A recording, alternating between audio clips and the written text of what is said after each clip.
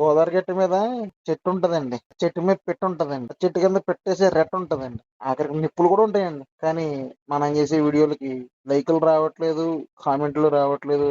అది పక్కన పెడితే ఎవరు సబ్స్క్రైబ్ కూడా చేయట్లేదు. ఏదే ఉందండి, సబ్స్క్రైబ్ చేసేయండి. ఇప్పుడే గోదావరి గట్టు పైన సినిమా చూసొచ్చా. సినిమాలో హీరో ఎవరో తెలుసు కదా, సుమంత్ ప్రభాస్. సుమంత్ ప్రభాస్ రెండో సినిమా ఇది. 80కి పైగా కథలు రిజెక్ట్ చేసి ఈ సినిమా ఒప్పుకున్నాడంటే ఈ సినిమాలో ఏదో ఉండే ఉంటదని నేను అనుకున్నా. ట్రైలర్ చూసినప్పుడు ట్రైలర్ లో రివీల్ చేయడానికి ఇష్టపడలేదు, అందుకనే ట్రైలర్ లో మెయిన్ పాయింట్ ఏదో దాచారనుకున్నా. బట్ సినిమా చూసిన తర్వాత అర్థమైంది ఏంటంటే ఇది regular commercial template love story. Early 2000s నుంచి ఇలాంటి స్టోరీలు చూస్తూనే ఉన్నాం విలేజ్ బ్యాక్ డ్రాప్ లో.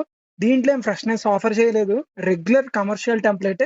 కానీ ఈ సినిమాకి ప్లస్ పాయింట్ కాస్టింగ్ అని చెప్పాలి. సుమంత్ ప్రభాస్ చాలా బాగా నటించాడు. తన నేటివ్ ప్లేస్ తెలంగాణ అయినా సరే గోదావరి స్లాంగ్ ని అడాప్ట్ చేసుకుని చాలా చాలా బాగా నటించాడు.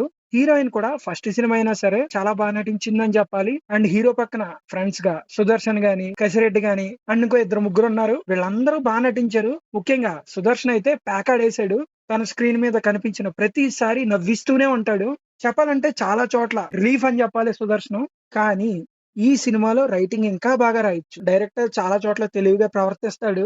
ఫస్ట్ లో కొన్ని కొన్ని సీన్లు నార్మల్ ర్యాండమ్ సీన్స్ అనుకుంటాం, కానీ వాటికి లాస్ట్ లో పే ఆఫ్ ఉంటది. అబ్బో ఇలా యూజ్ చేశాడు అనుకుంటాం. అక్కడ మనకి డైరెక్టర్ తెలివి అర్థం అవుతుంది. బట్ ఇదే తెలివి డ్రామా క్రియేట్ చేయడంలో గానీ కొంచెం పెట్టుంటే బాగుండేది. చెప్పాలంటే డైరెక్టర్ క్రియేట్ చేసిన డ్రామా రొటీన్ అయినా సరే ఎంగేజింగ్ గా ఉంటది, బాగుంటది. జోకులు కూడా 80% పేలుతాయి, 20% అటు ఇటు ఉంటాయి. అండ్ రాజీవ్ కనకాల గారి క్యారెక్టర్ ద్వారా లాస్ట్ లో రివీల్ అయ్యే సీన్ ఏదైతే ఉంటుందో అది నాకు అంతగా ఎక్కలేదు. ఇంకా ఇలాంటి kind of story telling use చేస్తున్నారు అన్నట్టు అనిపించింది. Rest of the scenes Rajeev Kanakala గారికి అనిపించింది బానే ఉంటాయి. ఆ ఒక్క సీన్ నాకు అంత అనిపించలేదు. అండ్ హర్షవర్ధన్ గారి పరంగా కూడా నేను చాలా డిసప్పాయింట్ అయ్యా. రెగ్యులర్ క్యారెక్టర్, ఆ క్యారెక్టర్ ఎవరు చేసినా బానే ఉంటది. అండ్ ఇంకా జగపతి బాబు గారి విషయానికి వస్తే మంచి క్యారెక్టర్. డైరెక్టర్ ఏదైతే ముగింపు ఇచ్చాడో అది కొంచెం డిఫరెంట్ గా ఉంది.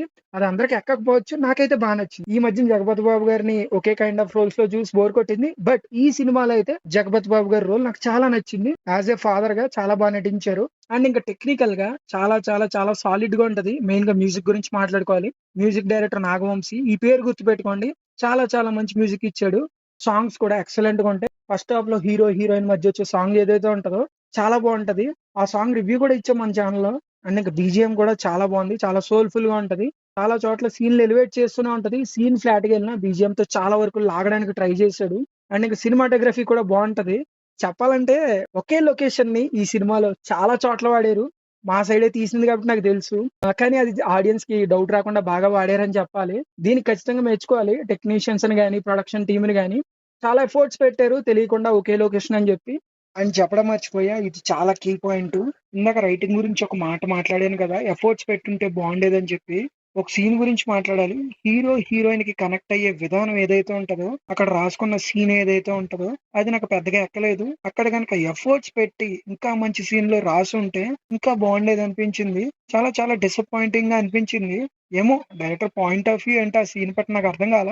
అంత ఎక్స్పీరియన్స్ ఉన్న రైటర్ కదా, ఏదో మంచి బ్యూటిఫుల్ లవ్ స్టోరీ క్రియేట్ చేస్తాడు అనుకున్నాను. అఫ్ కోర్స్ దాని తర్వాత సీన్లన్నీ బాగుంటాయి, బానే వెళ్తాయి. కానీ ఆడియన్ అక్కడ స్ట్రక్ అయిపోతే నెక్స్ట్ జరిగే సీన్లన్నీ ఫ్లాట్ గా అనిపిస్తాయి. అది ఇక్కడ ప్రాబ్లం. కానీ నేను అది మైండ్ లో పెట్టుకోకుండా మొత్తం అన్ని చూశాను కాబట్టి బానే అనిపించింది. ఓవరాల్ గా చెప్పాలంటే రెగ్యులర్ స్టోరీ అయినా సరే ఎంగేజింగ్ గా ఒకసారి చూడొచ్చు. గోదావరి గట్టు పైన సినిమాని నియర్ బై థియేటర్స్ లో అవైలబుల్ గా ఉంది. Yellow location.